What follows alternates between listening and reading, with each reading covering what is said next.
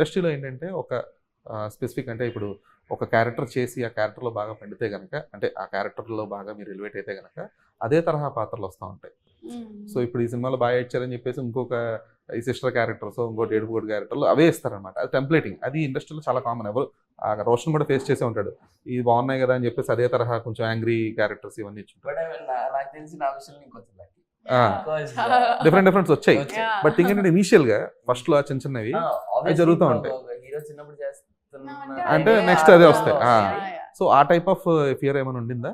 అలా ఏం లేదు లేదు అలా అవే వస్తాయి అని ఏం లేదు. మనం ఇప్పుడు అది నచ్చితే చేస్తాం కాబట్టి అలా ఏం లేదు, ఫియర్ అంటే ఏం లేదు.